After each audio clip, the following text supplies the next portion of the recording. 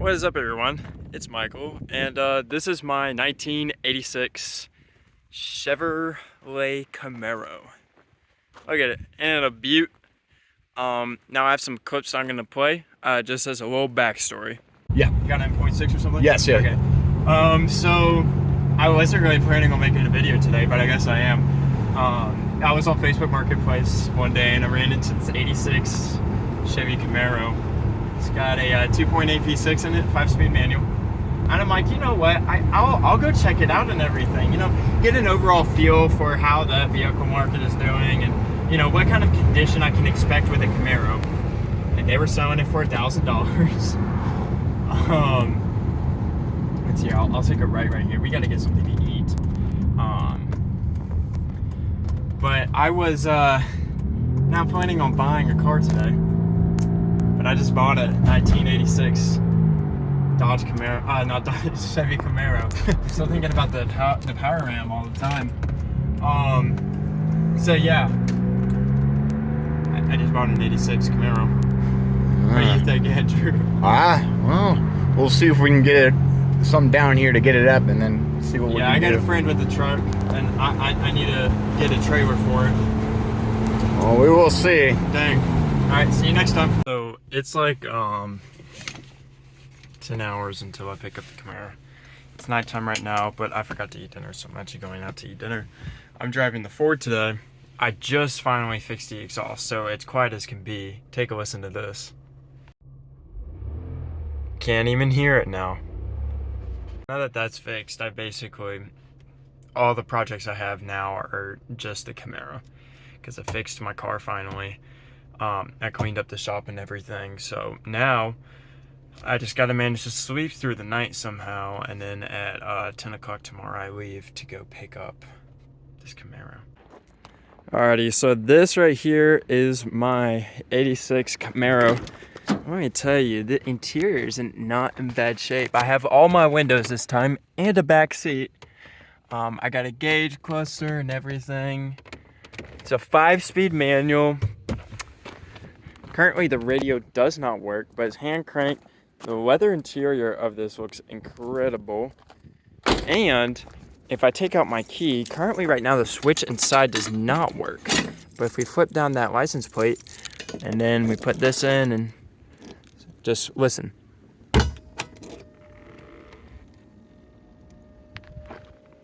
It's it's an electric hatch, and the hydraulics work on it and everything.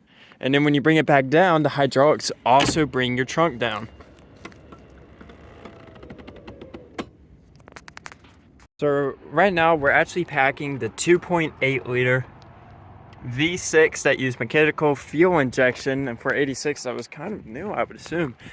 Now the problem I'm having with this is that it cranks over just like the Explorer did, but it has no fire.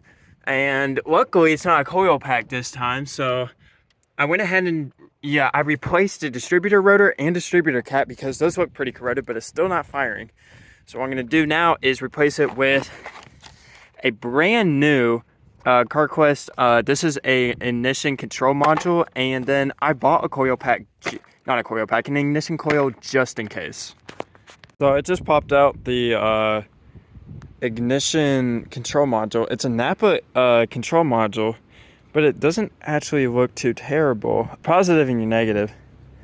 They go to the distributor, and then you got these two connectors that plug into the computer. Oh, it got windy all of a sudden. Let me put in a new one and see if that was what was up. It's a new day actually today. The sun's just coming up. Look at that view. Wow, so nice. It's a new day, and so haven't been able to get the Camaro running. I've been troubleshooting. I don't think it's the ICM, but I'm gonna leave it replaced anyways. It's definitely not the ignition coil. So I'll return that this morning. And yeah, I'm pretty sure that there's a coil wire that goes around the distributor, like right below the rotor, which is supposed to tell the ICM what engine speed the engine's rotating at. I believe because it's so corroded, it might not be telling the car the correct measurement.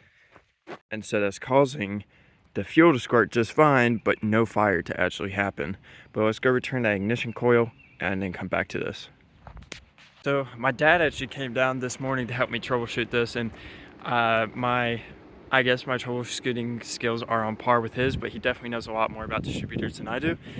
And we popped it open, and let me show you what we were looking at. So this is the distributor assembly right here, and this piece right here is the pickup coil.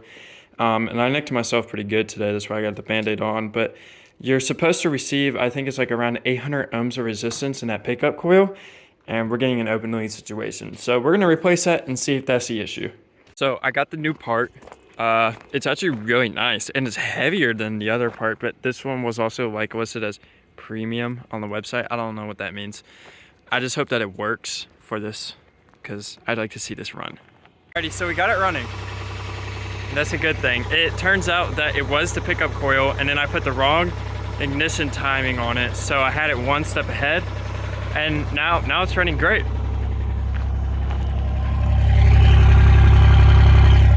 The timing's a little off though.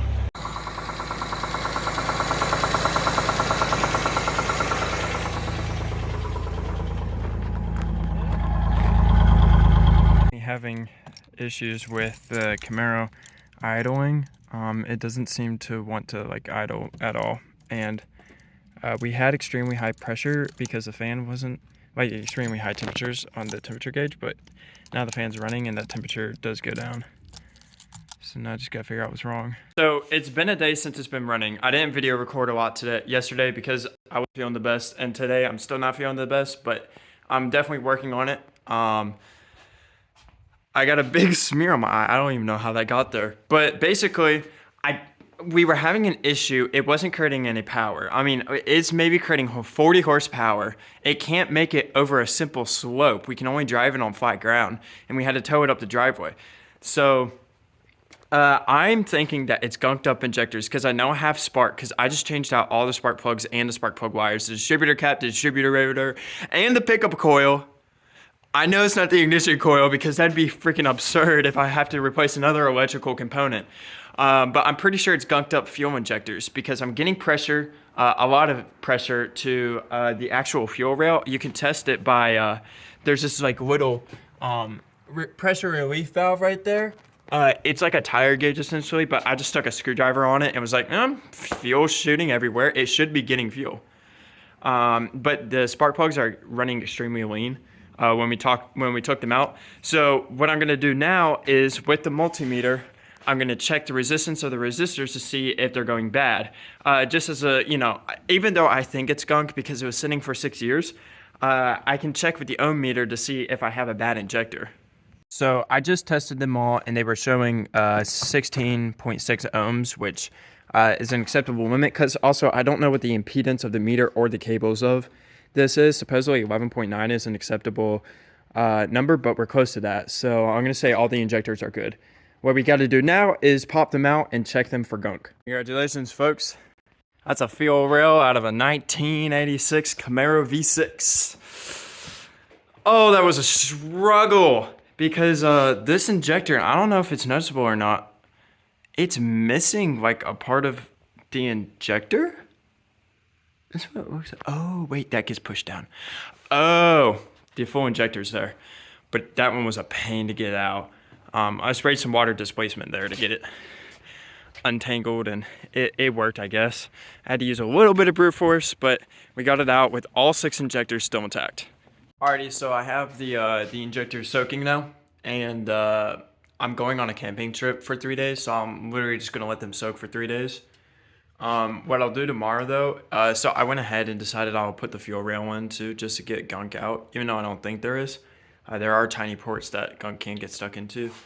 But tomorrow what I'm gonna do before I leave, I'm gonna flip it over to the other side, and I'll just leave that side, because the side that's baking right now, I'm not too concerned about. It's more of the fuel regulator, the vacuum fuel regulator, I'm concerned about. So, okay, so it's Wednesday now. So when I put those injectors in the Seafoam, it was Sunday. Right now, I'm traveling to O'Reilly's to pick up injector O-ring kits. I believe I have injector, like the actual O-rings at the shop, but I don't have the plastic part that goes on the end of the AC Delco injectors that came with the car.